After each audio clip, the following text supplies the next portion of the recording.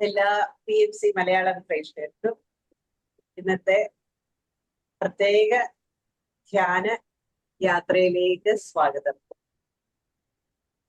ഇന്ന് കാലത്ത് എല്ലാവരും അതിന് തയ്യാറായി എത്തിയതിന് വളരെ സന്തോഷം. ഇന്ന് പങ്കെടുക്കാനായി എത്തിയിട്ടുള്ളത് മാസ്റ്റർ സന്തോഷാണ്. 30 വർഷമായി ധ്യാനത്തിൽ നിൽക്കുന്ന ഒരു വ്യക്തിയാണ്. പത്രിജിയുടെ പ്രത്യേക നിർദ്ദേശപ്രകാരം PSSM കേരളയുടെ പ്രസിഡന്റായി നിയോഗിക്കപ്പെട്ട ഒരു വ്യക്തിയാണ് സന്തോഷ്. PMC മലയാളത്തിലും എല്ലാ കാര്യത്തിലും നമ്മളോടൊപ്പം നിന്ന് സഹകരിക്കുന്ന ഒരു സഹയാത്രികനാണ് സന്തോഷ്. ഒരുപാട് ധ്യാന അനുഭവങ്ങൾ പങ്കുവയ്ക്കാനായിട്ട് സന്തോഷിന് സാധിക്കും. ഇന്ന് നമ്മൾക്ക് സന്തോഷിൽ നിന്ന് പല ഗുരുക്കന്മാരെ പറ്റിയിട്ടുള്ള ജ്ഞാനമാണ് നമുക്ക് സന്തോഷിനി തരുന്നത്. അതിലേക്ക് നമുക്ക് സന്തോഷിയെ സ്വാഗതം ചെയ്യാം. സ്വാഗതം സന്തോഷ്. നമസ്കാരം. എല്ലാവർക്കും PMC മലയാളത്തിന്റെ ഈ പരിപാടിയിലേക്ക് സ്വാഗതം. സ്വാധ്യായ എന്ന ശീർഷകത്തിൽ 5 ഗുരുക്കന്മാരെ പറ്റിയ ചെറിയ വിശദീകരണം നൽകാം എന്നാണ് ഞാൻ വിചാരിക്കുന്നത്. ഗുരു എന്ന് പറയുന്നത് 2 അക്ഷരങ്ങൾ ചേർന്നാണ്. ഗു എന്നതും രു എന്നതും. ഗു എന്ന് പറഞ്ഞാൽ ഇരുട്ട്, അതായത് തമസ് എന്നാണ് പറയുന്നത്. രു എന്ന് പറഞ്ഞാൽ അതിനർത്ഥം വെളിച്ചം, പ്രകാശം. തമസിൽ നിന്നും ഇരുട്ടിലേക്ക്, അജ്ഞാനത്തിൽ നിന്നും ജ്ഞാനം പകർന്നു തരുന്ന ആളാണ് ഗുരു എന്ന് പറയുന്നത്. ദേവ എന്ന് പറയുന്നത് എൻലൈറ്റഡ് മാസ്റ്റർ ആണ്. അതായത് ഗുരുദേവ എന്ന് പറയുന്നത് എൻലൈറ്റൻ ചെയ്ത വ്യക്തി എന്നുള്ളതാണ്. അപ്പോൾ ഗുരു സാധാരണഗതിയിൽ നമ്മൾ പറയുന്നത് നമ്മൾ സംസാര സാഗരം തരണം ചെയ്യണം എന്നുള്ളതാണ് നമ്മൾ പറയുന്നത്. ഈ സംസാര സാഗരം തരണം ചെയ്യാൻ, ഒരു സാഗരം തരണം ചെയ്യാൻ അല്ലെങ്കിൽ നദി കടക്കാൻ വേണ്ടി നമുക്ക് അത്യാവശ്യമായിട്ട് ഒരു തോണി ആവശ്യമാണ്. ആ ഒരു തോണി, ഒരു ബോട്ട്, അതാണ് യഥാർത്ഥത്തിൽ ഗുരു എന്ന് പറയുന്നത്. നമ്മളാണ് ആ തോണിയിലെ യാത്രക്കാരൻ. അപ്പം നല്ല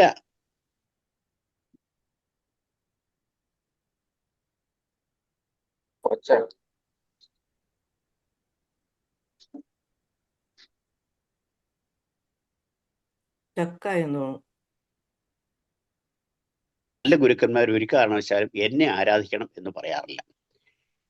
അപ്പം അങ്ങനെയുള്ള നല്ല ഒരു പവർഫുള്ളായിട്ടുള്ള ഒരു മീഡിയ, ഒരു ബോട്ട്, അതാണ് യഥാർത്ഥ ഗുരു എന്ന് പറയുന്നത്. അപ്പോൾ ഗുരുവന്ദനം ചൊല്ലി നമുക്ക് തുടങ്ങാം. അജ്ഞാനതിമിരാന്ധസ്യ ജ്ഞാനാഞ്ജനശലാകയാ ചക്ഷുരുന്മീലിതം യേന തസ്മൈ ശ്രീ ഗുരവേ നമഃ. മലയാളിക്ക് ഒരിക്കലും മറക്കാൻ സാധിക്കാത്ത പ്രഗത്ഭനായ ഒരു ഗുരുവാണ് നമ്മുടെ ആദിശങ്കരാചാര്യർ. കാലടിയിൽ ഭൂജാതനായി 8ാം നൂറ്റാണ്ടിൽ ജനിച്ച ശ്രീ ആദിശങ്കരാചാര്യർ ഗുരുസ്വാമിയുടെയും ആര്യാമ്പയുടെയും മകനായിട്ടാണ് ജനിച്ചത്. ഗോവിന്ദ ഭഗവത്പാദറായിരുന്നു അദ്ദേഹത്തിന്റെ ഗുരു. അദ്വൈതത്തിന്റെ ആചാര്യനായിരുന്ന അദ്ദേഹത്തെ പ്രച്ഛന്ന ബുദ്ധൻ എന്നും വിളിക്കാറുണ്ട്. പ്രച്ഛന്ന ബുദ്ധൻ, അതായത് ശങ്കരാചാര്യരുടെ കാലത്തിന് മുമ്പ് ഭാരതത്തിൽ പ്രചുര പ്രചരണത്തിൽ ഉണ്ടായിരുന്നത് ബുദ്ധമതം ആയിരുന്നു. അതിനുശേഷം ആ ബുദ്ധന്റെ പുനരവതാരമാണ് ശങ്കരാചാര്യർ എന്നും പറയുന്നുണ്ട്. അതുകൊണ്ടാണ് പ്രച്ഛന്ന ബുദ്ധൻ, വേഷം മാറിയ ബുദ്ധൻ എന്ന് പറയുന്നത്. 5ാം വയസ്സിൽ അദ്ദേഹത്തിന്റെ ഉപനയനം കഴിഞ്ഞു. 8ാം വയസ്സിൽ സന്യാസം സ്വീകരിച്ചു.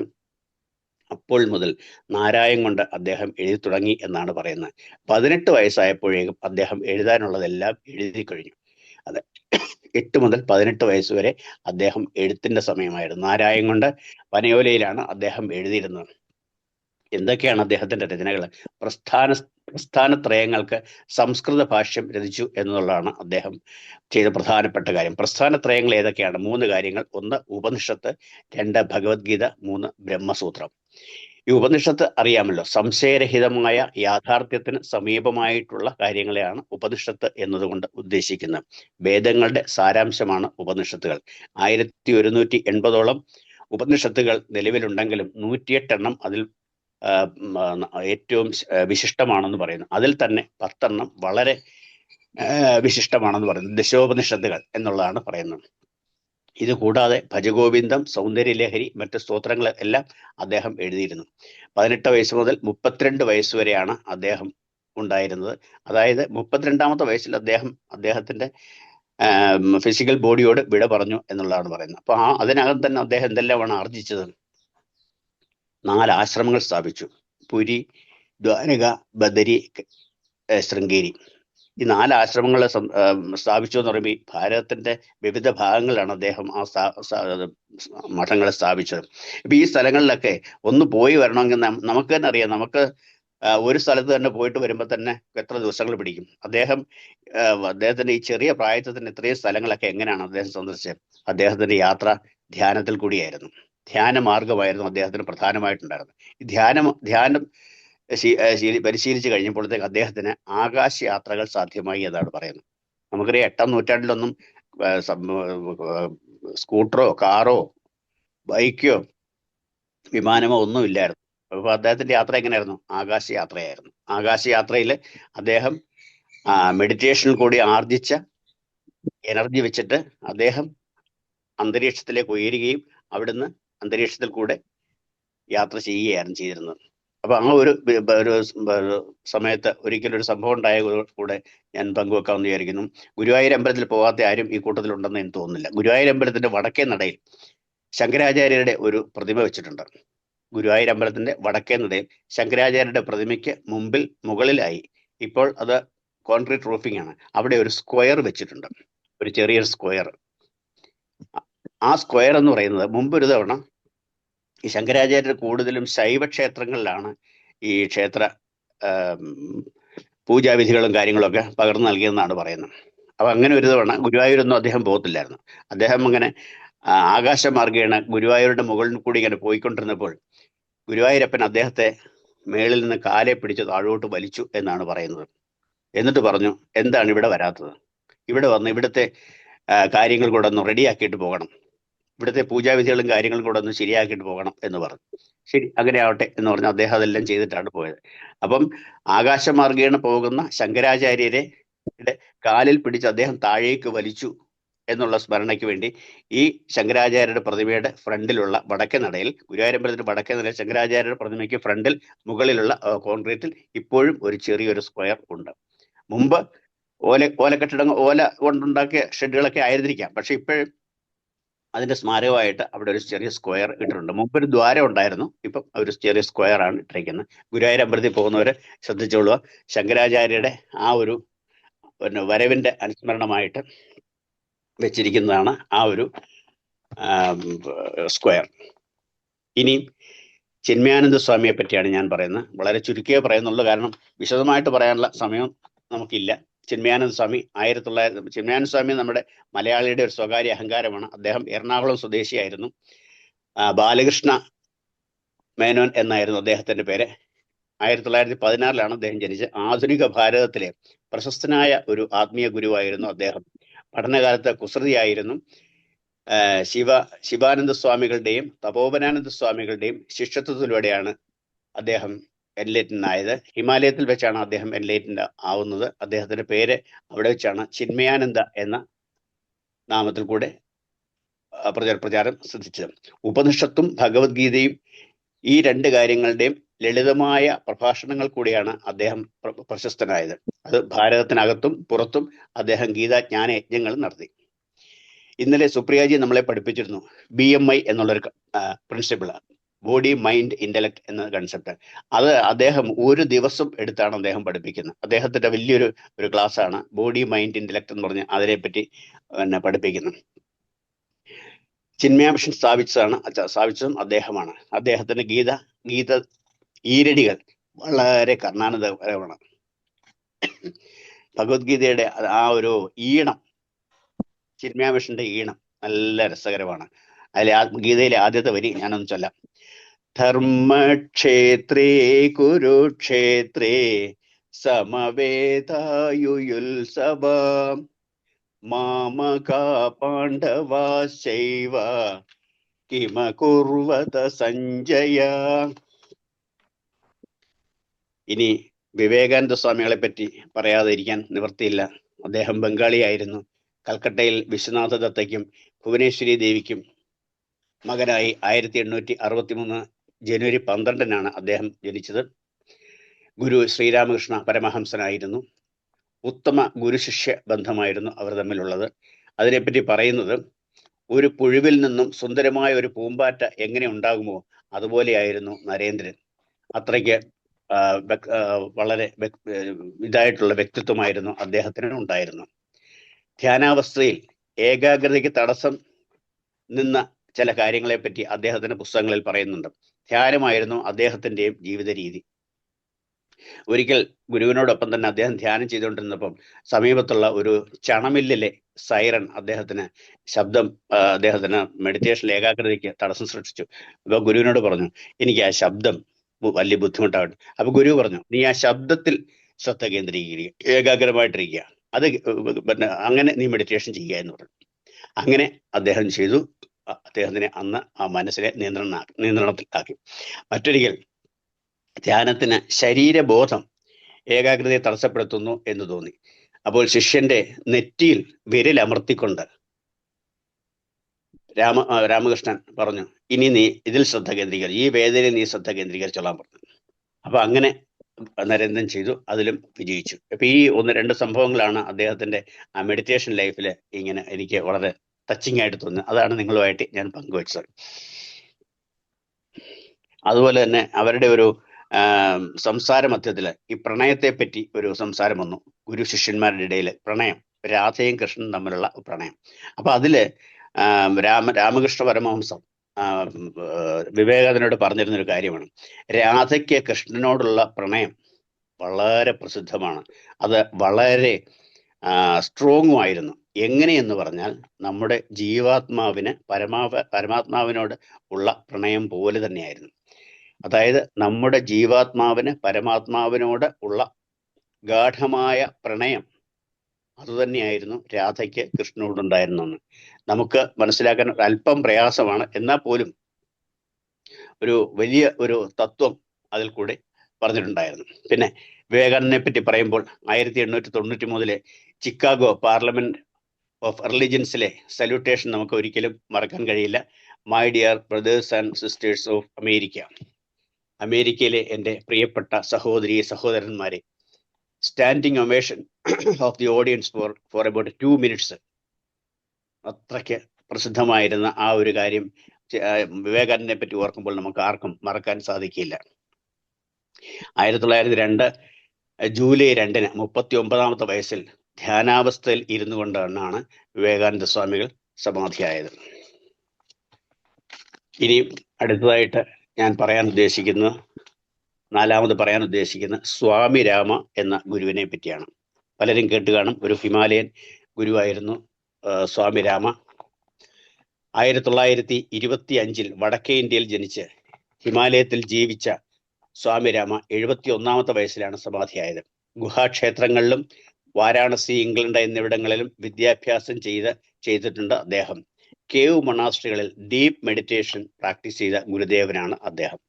അതിനെ തുടർന്ന് ലണ്ടനിലും റഷ്യയിലും ഫിലോസഫിയും സൈക്കോളജിയും പഠിപ്പിച്ച അദ്ദേഹം ഋഷികേശിലാണ് തൻ്റെ മഠം സ്ഥാപിച്ചത്. ഹിമം കൊണ്ട് ആലയം തീർത്ത ഹിമാലയത്തിലേക്ക് കൗമാരത്തിന് മുമ്പ് തന്നെ ഗുരു അദ്ദേഹത്തെ കൂട്ടിക്കൊണ്ടു പോവുകയായിരുന്നു. വർഷങ്ങൾ നീണ്ട ധ്യാനമാർഗങ്ങൾ അദ്ദേഹത്തെ ഊതിക്കാച്ചിയ പൊന്നാക്കി മാറ്റി. ധാരാളം കൃതികൾ അദ്ദേഹം എഴുതിയിട്ടുണ്ട്. സ്വദേശത്തും വിദേശത്തും ധാരാളം പ്രഭാഷണങ്ങളും അദ്ദേഹം നടത്തിയിട്ടുണ്ട്. നല്ലൊരു ശിഷ്യ സഞ്ചയവും അദ്ദേഹത്തിന് ഉണ്ട്.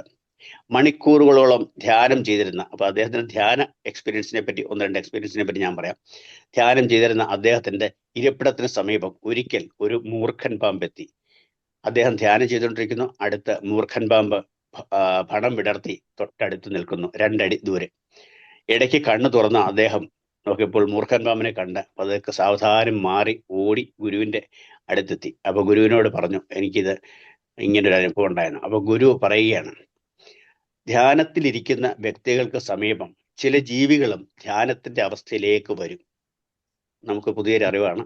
ധ്യാനത്തിലിരിക്കുന്ന വ്യക്തികൾക്ക് സമീപം ഉള്ള ജീവജാലങ്ങളും യഥാർത്ഥത്തിൽ ആ ധ്യാനത്തിന്റെ അവസ്ഥയിലേക്ക് വരും. അതായത് ഒരു ഓളം പോലെയാണ്. ഓളത്തിൽ ഇങ്ങനെ പോകുന്ന സമയത്ത് ആ ഓളത്തിനടുത്തുള്ള ആൾക്കാർക്കും കൂടെ അല്ലെങ്കിൽ ആ ജീവജാലങ്ങൾ കൂടെ ആ ധ്യാനാവസ്ഥയിൽ എത്തിച്ചേരാൻ കഴിയും എന്നുള്ള ഒരു സത്യാവസ്ഥയാണ് അദ്ദേഹം ഇവിടെ പറയുന്നത്. ഏതായാലും മൂർഖൻ തന്നെ ഉപദ്രവിച്ചൊന്നുമില്ലല്ലോ. അതും ധ്യാനത്തിന്റെ ഒരു അവസ്ഥാവിശേഷമാണ്. അതായത് രാത്രിയിൽ ഉറങ്ങുമ്പോൾ നമുക്ക് ബോധം പോകുന്നുണ്ട് അല്ലേ? പക്ഷേ നമ്മുടെ കൈവിരലുകൾ നമ്മുടെ കണ്ണുകളെ കുത്തുന്നുണ്ടോ? ഇല്ല. നമ്മുടെ 32 പല്ലുകളുണ്ട്. ആ പല്ലുകൾ നമ്മുടെ നാക്കിനെ കടിക്കുന്നുണ്ടോ? ഇല്ല. എന്തുകൊണ്ടാണത്? അത് അവർക്കൊക്കെ ഒരു ബോധമുണ്ട്. എന്താ? നമ്മുടെ വിരലുകളും പല്ലും കണ്ണുകളും നാവും എല്ലാം നമ്മുടെ ശരീരത്തിന്റെ തന്നെ ഇന്റഗ്രൽ പാർട്ടാണ് എന്നുള്ള ഒരു ഉത്തമ ബോധ്യം അവർക്കുണ്ട് എന്നുള്ളത് കൊണ്ട്. അതുപോലെ എല്ലാ ജീവജാലങ്ങളും ഒന്നാണെന്നുള്ള ഒരു ധാരണ വരുന്ന ദിനം നമുക്ക് ആരെയും ഭയപ്പെടാതെ നമുക്ക് ജീവിക്കാൻ കഴിയും. അതൊരു ധ്യാനാവസ്ഥയുടെ കാര്യത്തിലാണ് അദ്ദേഹം അത് പറയുന്നത്. ഇതുകൊണ്ട് തന്നെയാണ് ഒരു സാധുവിനെയോ സ്വാമിയെയോ യോഗിയെയോ ഒരു വന്യമൃഗം ഒരിക്കലും ആക്രമിക്കാത്തത്. അഹിംസയിലൂന്നിയ പ്രവർത്തനങ്ങളിലൂടെ യോഗികളെ മറ്റ് ജീവികൾക്ക് ആക്രമിക്കാൻ സാധിക്കുകയില്ല. മറ്റ് ജീവികൾക്ക് ആ ഒരു സെൻസ് ഏറ്റവും കൂടുതലുണ്ട് എന്നാണ് പറയുന്നത്.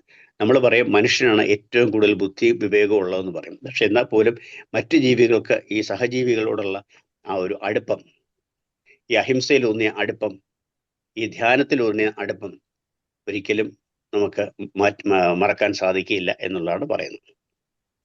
ഇത്തരണത്തിൽ സ്വാമി രാമയുടെ മറ്റൊരു അനുഭവം കൂടി ഞാൻ പറയാം. ഈ ഒരു ഐഡിയ വെച്ച് ഒരിക്കൽ സ്വാമി രാമയുടെ കുറച്ച് ദൂരെ നിന്ന് ഒരു സാധനം എടുത്തുകൊണ്ട് വരാൻ അദ്ദേഹത്തിന്റെ മാസ്റ്റർ പറയുകയാണ്. അപ്പൊ അദ്ദേഹത്തിന് ആകപ്പാടെ ഉള്ള ഒരു കമ്പിളിയാണ്. ആ കമ്പിളി ഇട്ടുകൊണ്ട് അദ്ദേഹം അങ്ങോട്ട് പോയി. കുറെ അങ്ങോട്ട് ഇത് ഭയങ്കര തണുപ്പും കാര്യങ്ങളൊക്കെ വന്നുകൊണ്ട് അദ്ദേഹം അടുത്തൊരു ഗുഹയിൽ കയറി റെസ്റ്റ് എടുക്കാമെന്ന് വിചാരിച്ചു അവിടെ കിടന്ന് ഉറങ്ങിപ്പോയി. കുറച്ചു നേരം കഴിഞ്ഞപ്പോഴാണ് ഓർക്കുന്നത് അദ്ദേഹത്തിന് കമ്പിളിയിൽ കൂടെ എന്തോ മാന്തുന്നത് പോലെ അദ്ദേഹത്തിന് അനുഭവപ്പെട്ടു. അത് അതൊക്കെ തുറന്നു നോക്കിയപ്പോൾ ആ ഗുഹയ്ക്ക് അതൊരു സിംഹം പ്രസവിച്ച് കിടക്കുകയായിരുന്നു.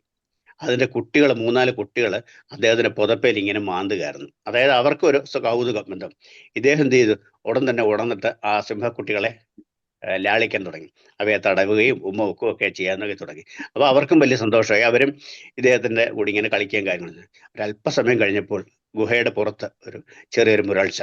അതാ സിംഹങ്ങളുടെ അമ്മ വന്നിരിക്കുകയാണ്. അമ്മ സിംഹം വന്നിരിക്കുകയാണ്. ഇപ്പൊ സാധാരണ നമ്മളെല്ലാവരും പേടിച്ചു പോകും. എന്ത് ചെയ്യും ഈ ഒരു സമയത്ത്? എന്ത് ചെയ്യും?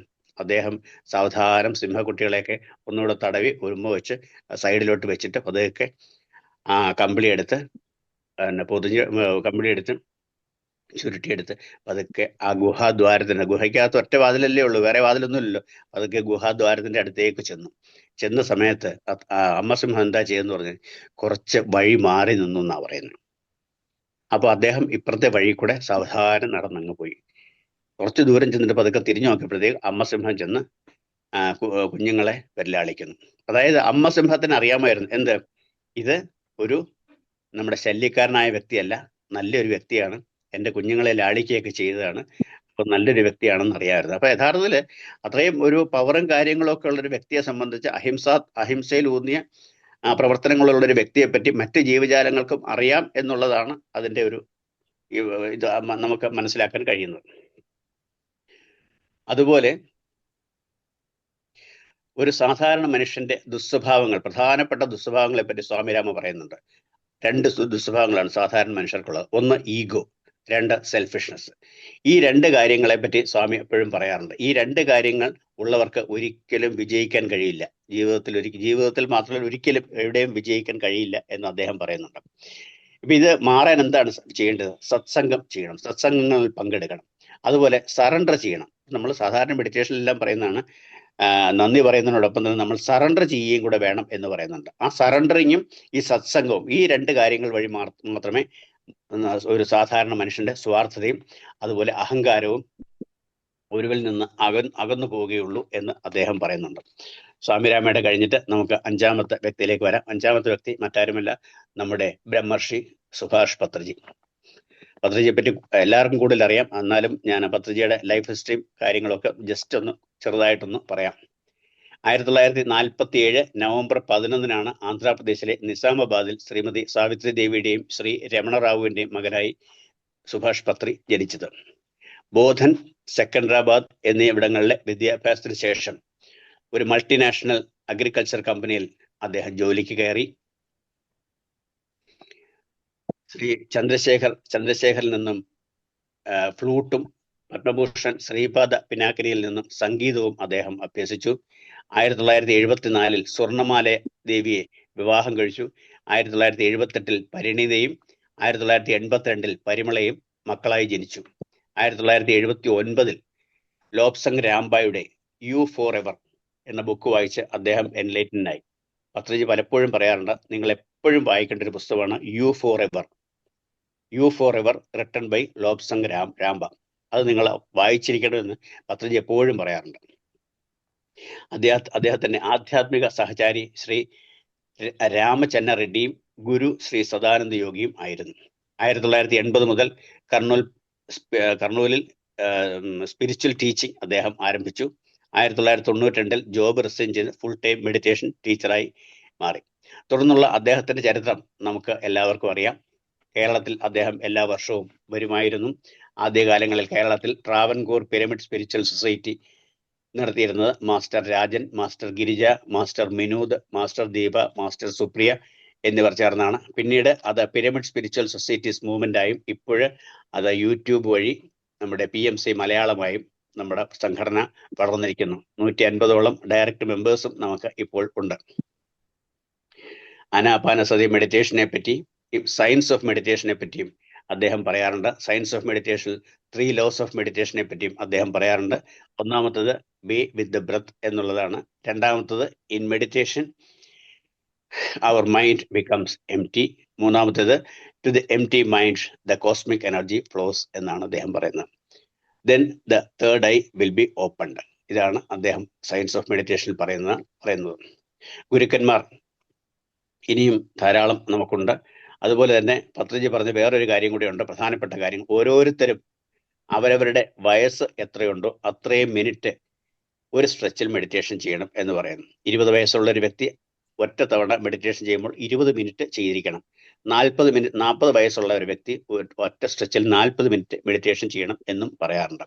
അപ്പൊ അതുകൊണ്ടാണ് സാധാരണ നമ്മൾ മെഡിറ്റേഷൻ ഒക്കെ ചെയ്യുമ്പോഴത്തേക്ക് നമ്മളൊരു ഏകദേശം ഒരു അരമണിക്കൂറോ 3/4 മണിക്കൂറോ ഒക്കെ നമ്മൾ മെഡിറ്റേഷൻ ചെയ്യുന്നത്. ഇനി ഗുരുക്കന്മാരെ പറ്റി പറയാമെങ്കിൽ ഇനിയും ധാരാളം ഉണ്ട്, അവരുടെയൊക്കെ അനുഭവങ്ങളും ധാരാളം ഉണ്ട്. ഏതായാലും ഇന്ന് ഇത്രയുമായിട്ട് നമുക്ക് നിർത്താം. ഇനി നമുക്ക് മെഡിറ്റേഷനിലേക്ക് നീങ്ങാം.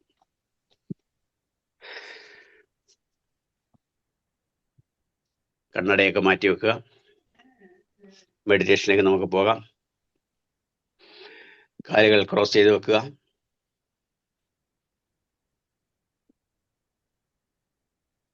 സുഖാസനത്തിൽ സുഖമായിട്ടിരിക്കുക. കാലുകൾ ക്രോസ് ചെയ്തു, കൈകൾ ക്ലാസ്പ് ചെയ്തു, കണ്ണുകൾ അടച്ചു, വായിലെ പല്ലുകളും ചേർത്ത് വെക്കുക. കസേരയിൽ അല്ലെങ്കിൽ താഴെ സുഖമായിരിക്കുക, കംഫർട്ട്ഫുൾ ആയിട്ടിരിക്കുക. 1-2 തവണ ദീർഘമായിട്ട് ശ്വാസവും നിശ്വാസവും ചെയ്യുക.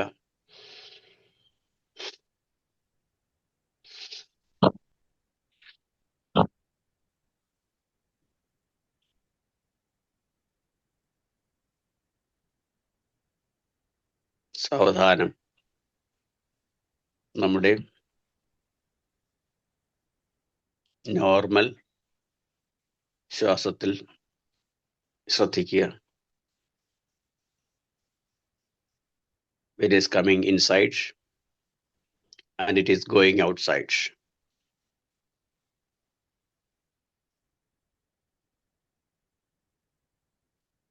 Be with the breath, my dear masters.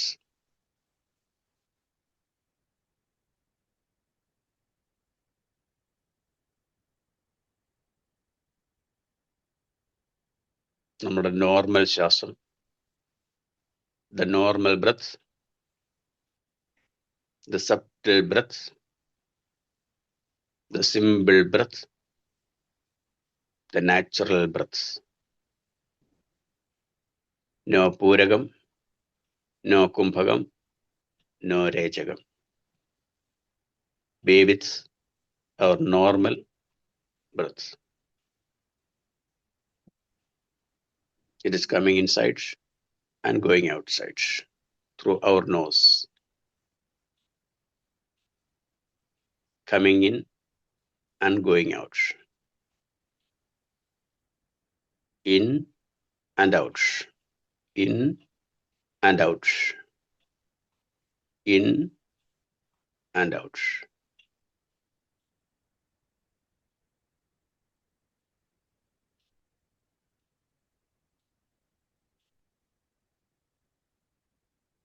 സുഖാസനത്തിൽ നമ്മുടെ നോർമൽ ബ്രത്തിൽ ഏകാഗ്രതയോടെ ശ്രദ്ധ കേന്ദ്രീകരിക്കുന്നതിലൂടെ നമ്മൾ ധ്യാനത്തിലേക്ക് പ്രവേശിക്കുന്നു.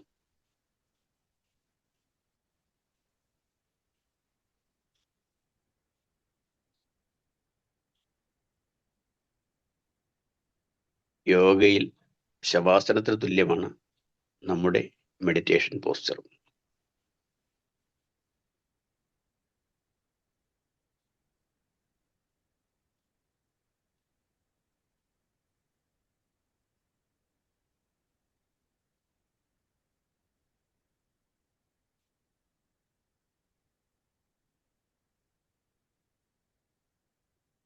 Be with our normal breath.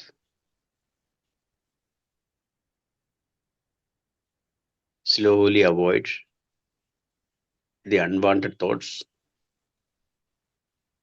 which are coming into our minds.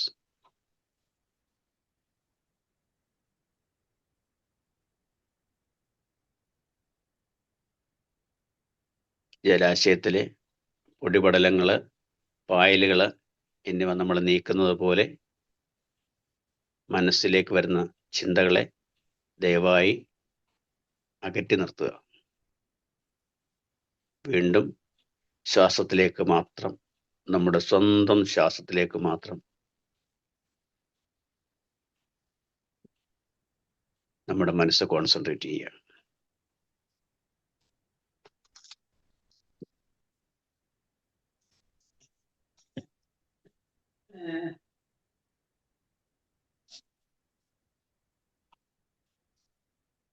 Be with the breath, my dear masters.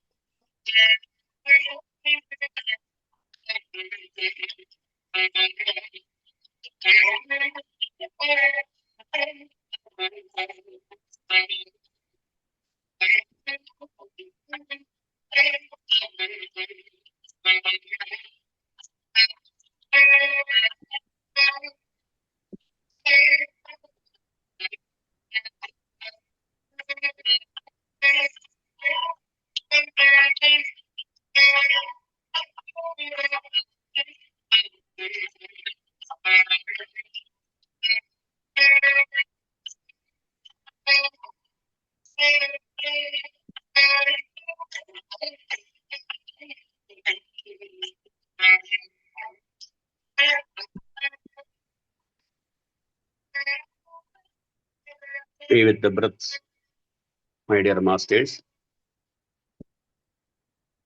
ശ്വാസത്തിൽ നമ്മൾ ഏകാഗ്രതയോടുകൂടി നിൽക്കുന്നു. So we are in meditation. We are in Anapanasati meditation. We are in pyramid meditation. We are in Patanjali's meditation. We are in Buddha meditation. The simplest of the simple meditations.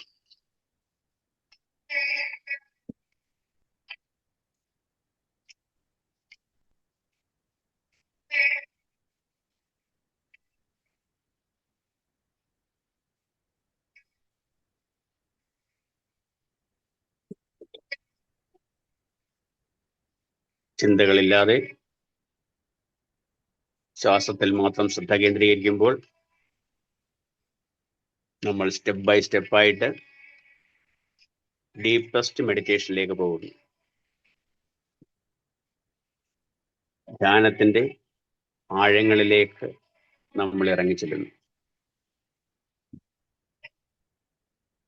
It is so simple. We are concentrating on our natural breath and we are able to get the simple Veena music. The music will help us in meditation, in concentration.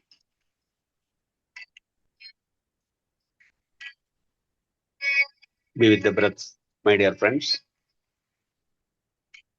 We are in deep meditation.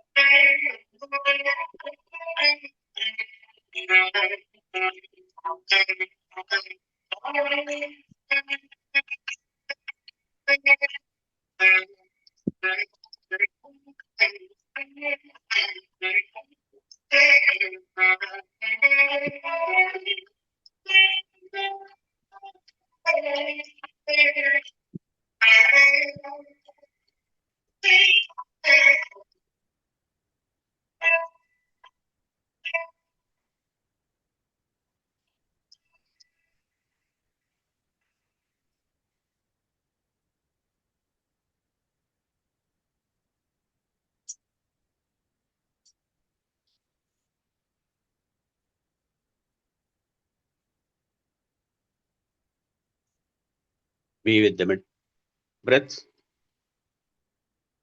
We are in deep meditation.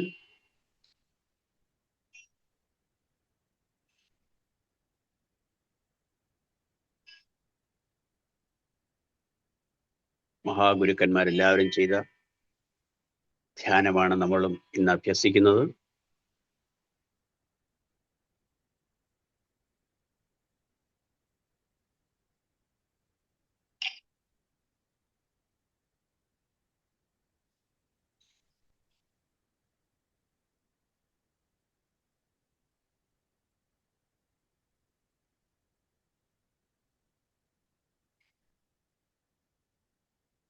ഈ നിമിഷം നമ്മൾ നമ്മുടെ ധ്യാനത്തിലിരിക്കുന്നു.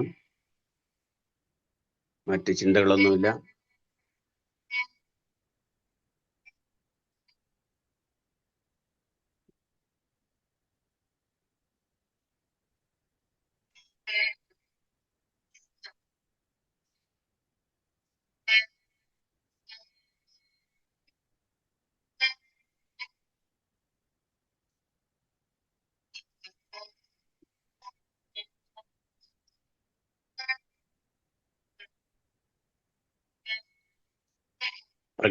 പ്രഗത്ഭന്മാരായ നമ്മുടെ ഗുരുജനങ്ങളെല്ലാവരും meditation വഴിയാണ്, ധ്യാനം വഴിയാണ് അവരുടെ മാനസിക ശക്തി ആർജിച്ചത്. അമാനുഷികമായ കഴിവുകളെല്ലാം അവർക്ക് നേടിക്കൊടുത്തത് ഈ ധ്യാനം തന്നെയാണ്. ആ സിമ്പിൾ ധ്യാനം നമ്മളും ശീലിക്കുന്നു. We are in meditation.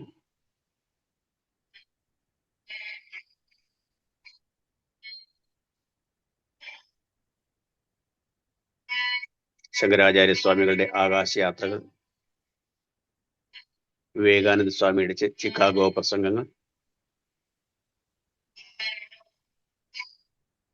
Chinmayananda സ്വാമികളുടെ യജ്ഞങ്ങൾ, ജ്ഞാനയജ്ഞങ്ങൾ, സ്വാമി രാമയുടെ കൊടുംകാട്ടിലെ മറ്റ് വന്യമൃഗങ്ങളുമായിട്ടുള്ള അനുഭവങ്ങൾ എല്ലാം സ്വാംശീകരിച്ച് പത്രിജി നമുക്കായി പകർന്നു തന്ന അനാപാനാസതി.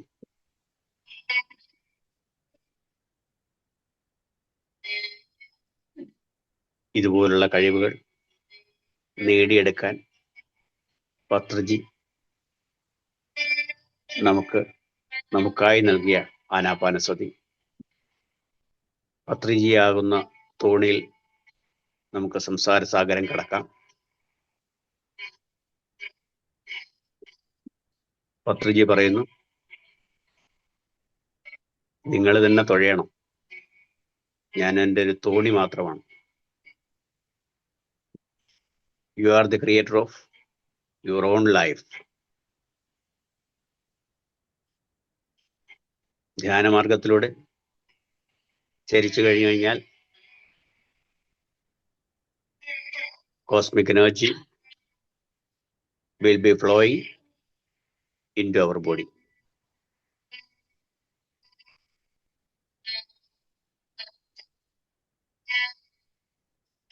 Then our third eye will be get opened.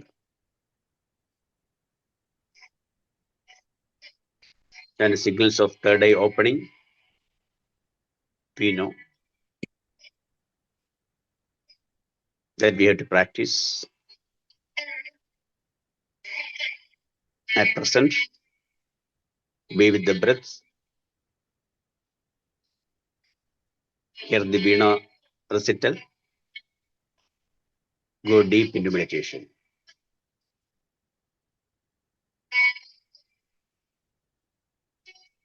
Let us do meditation for a few more minutes, my dear friends.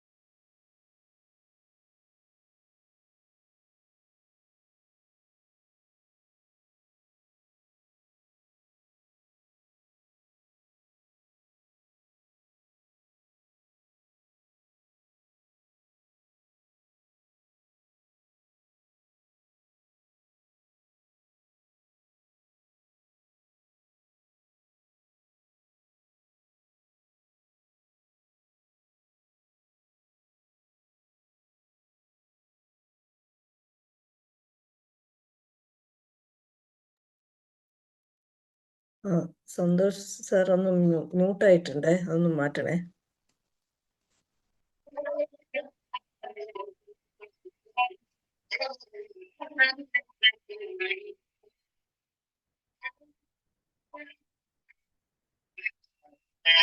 Last minute. Be with the breath.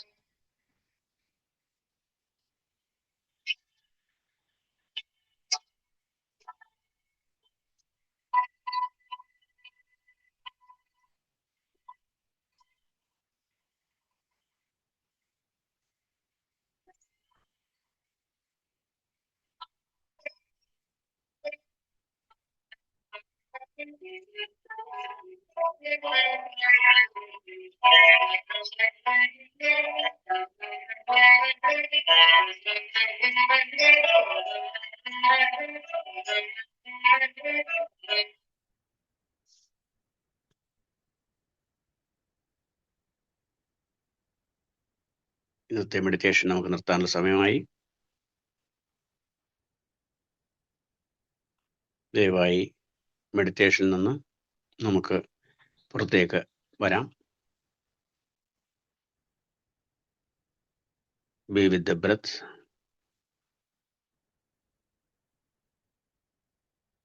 And now please realize that we are sitting, we are in meditation. We are closed our legs, clasped our hands, closed our eyes. Now let us stop today's session of meditation. ദയവായി കൈകൾ അൺക്ലാസ്പ് ചെയ്ത് കണ്ണിലേക്ക് വെച്ച് അല്പനിമിഷം ഇരിക്കുക.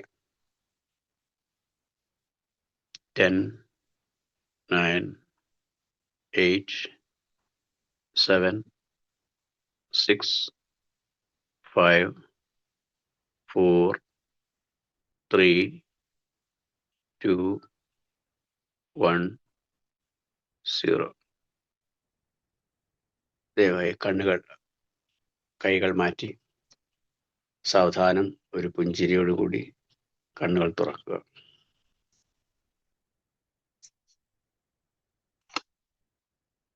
Thank you all for doing a simple meditation and attending my class. Thank you very much. Thank you. Thank you, Santoshi. Thank you. Thank you, Santosh ji. Thank you. Supriya ji, please. Hello, കേൾക്കാമോ? Welcome. Thank you so much. Santhosh, ഇന്നത്തെ വളരെ interesting ആയിട്ടുള്ള ഗുരുക്കന്മാരെ പറ്റിയിട്ടുള്ള ഒരു class എടുത്തതിന് ഞങ്ങൾക്ക് സന്തോഷം. പുതിയ അറിവുകളായിരുന്നു, ഒരുപാട് ഇൻട്രസ്റ്റിംഗ് ആയിട്ടുള്ള അറിവുകളായിരുന്നു. ഓരോ ഗുരുക്കന്മാർക്കും അവരുടേതായ രീതി പ്രത്യേകതയുണ്ട്. ആ പ്രത്യേകതകളെല്ലാം വിശദീകരിച്ച് അവരുടെ ജ്ഞാനമാർഗത്തിലൂടെ അവരെ ആർജിച്ച സിദ്ധികളും അവരാർജിച്ച അറിവുകളും ഞങ്ങളുമായി പങ്കുവെച്ച് സന്തോഷിന് നന്ദി അറിയിക്കുന്നു. അതുപോലെ തന്നെ ഇതിൽ എല്ലാ ഗുരുക്കന്മാർക്കും സഹജീവികൾ ആയിട്ടുള്ള ഒരു സ്പേസ് കൊടുക്കുന്നുണ്ടായിരുന്നു. സ്വാമി രാമയുടെ ഇതിൽ പറഞ്ഞതുപോലെ ഒക്കെ എല്ലാവരും സഹജീവികൾ, നമ്മൾ മാത്രമല്ല ഈ ലോകത്തുള്ളത്, മറ്റുള്ള ജീവികളും അതിന് പ്രാധാന്യം നൽകണം എന്നുള്ളൊരു വലിയ സന്ദേശം ഇതിൽ കൂടി നമുക്ക് നൽകുന്നുണ്ട്. അഹിംസയുടെയും സ്നേഹത്തിന്റെയും കരുണയുടെയും എല്ലാം വശം നമ്മൾ ധ്യാനത്തിലൂടെ നമ്മൾ ആർജിക്കും. നമ്മൾ ധ്യാനം ചെയ്യുമ്പോൾ നമ്മുടെ മനസ്സും അതുപോലെ സോഫ്റ്റ് ആവും. നമുക്ക് ഈ വയലൻസും ഇതൊന്നും നമുക്ക് താങ്ങാൻ പറ്റത്തില്ല. അത്രയ്ക്ക് നമ്മൾ അവരുമായി ചേർന്ന് പോകും. അവരുടെ പിടച്ചിൽ നമ്മളുടെ പിടച്ചിലായി മാറുന്ന ഒരു സാഹചര്യമായി വരും. അതുകൊണ്ട് നമ്മൾ മിക്കവാറും എല്ലാവരും ഇതിലേക്ക് വന്നതിന് ശേഷം സസ്യാഹാരത്തിലേക്ക് തിരികെയും അഹിംസയെ മാറ്റുകയും ചെയ്യുന്ന, അതിൽ നിന്ന് മാറി നിന്ന് ചെയ്യുന്ന ഒരു പ്രവണതയുണ്ട്. എല്ലാ ഗുരുക്കന്മാരും സസ്യാഹാരികളാണ്. നമ്മുടെ പ്രോസസ്സിന്, സ്പിരിച്വൽ പ്രോസസ്സിന് വളരെയധികം ഹെൽപ്പ് ചെയ്യുന്ന ഒരു ഇതാണ് ഈ സസ്യാഹാര ഭോജനം എന്ന് പറയുന്നത്. അതുപോലെ തന്നെ ഓരോ ഗുരുക്കന്മാരും എത്രയോ വർഷങ്ങളായി ധ്യാനം ചെയ്തിട്ടാണ് പല ശക്തികളും മാനുഷികമായ ശക്തികൾ കിട്ടിയിട്ടുള്ളത്. അതുപോലെ പദ്ധതി എപ്പോഴും പറയുന്നത് നമ്മളും അതുപോലെയാണ്. കൃഷ്ണനെ പോലെ, യേശുവിനെ പോലെ, രാമദേവ് പോലെ, ബുദ്ധനെ പോലെ എല്ലാവർക്കും ആകാൻ സാധിക്കും. നമ്മളെല്ലാവരും ബുദ്ധനാണ് എന്ന് പദ്ധതി എപ്പോഴും പറയുകയായിരുന്നു. അതിനുണ്ട് സാധന, സ്വാധ്യായ, സജ്ജന സാഹിത്യ, ഈ 3 കാര്യങ്ങളും നമുക്ക് അത്യാവശ്യമാണെന്നുള്ള ഒരു പ്രിൻസിപ്പളും പദ്ധതി നമുക്ക് പകർന്നിട്ടുണ്ട്.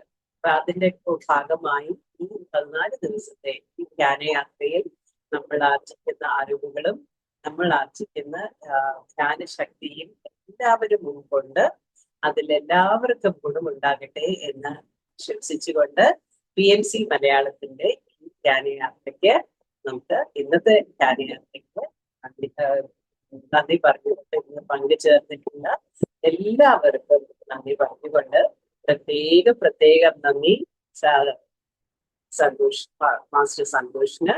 എല്ലാ ഗുരുക്കന്മാരെ കുറിച്ചുള്ള അറിവുകളെല്ലാം സ്വാംശീകരിച്ച് നമുക്ക് സന്തോഷത്തോട് പകർന്നു തന്ന സന്തോഷിന് ഇനി ആർക്കെങ്കിലും ഇതിലെന്തെങ്കിലും ഡൗട്ടോ എന്തെങ്കിലും ഷെയർ ചെയ്യാനുണ്ടെങ്കിൽ പങ്കുവയ്ക്കാം. എക്സ്പീരിയൻസസ് ഉണ്ടെങ്കിൽ പങ്കുവയ്ക്കാം. പുതുതായിട്ട് ധ്യാനത്തിലേക്ക് വന്നവരുടെ എക്സ്പീരിയൻസസ് അറിയാൻ താല്പര്യമുണ്ട്, പങ്കുവയ്ക്കാം.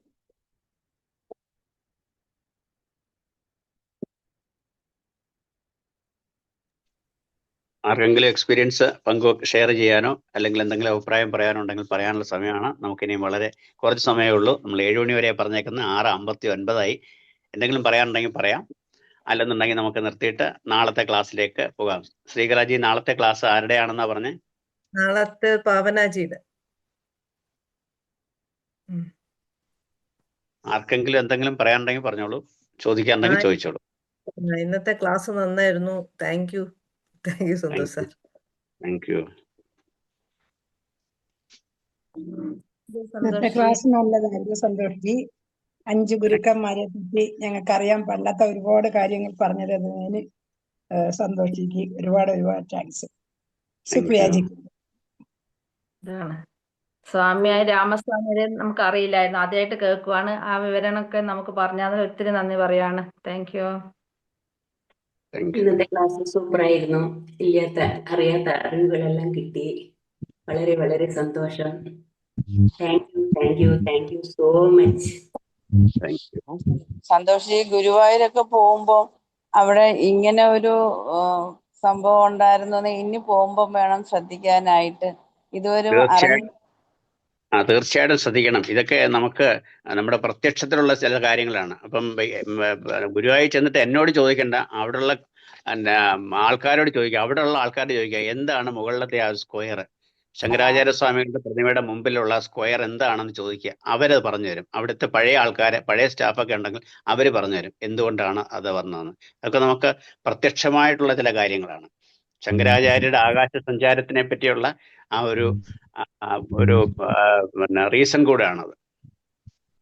നമുക്കതെല്ലാം നേടാൻ തീർച്ചയായിട്ടും സാധിക്കും. മെഡിറ്റേഷനിൽ കൂടെ നമുക്കതെല്ലാം നേടാൻ സാധിക്കും. അതൊക്കെ അദ്ദേഹം അതിൽ കൂടെയാണ് നേടിയത്. അല്ലെങ്കിൽ നമ്മളൊന്ന് ആലോചിച്ച് നോക്കേ, 32 വയസ്സിനകം ഇത്രയും 4 ആശ്രമങ്ങൾ ഭാരതത്തിൽ വിവിധ സ്ഥലങ്ങളിൽ സ്ഥാപിക്കുന്നു.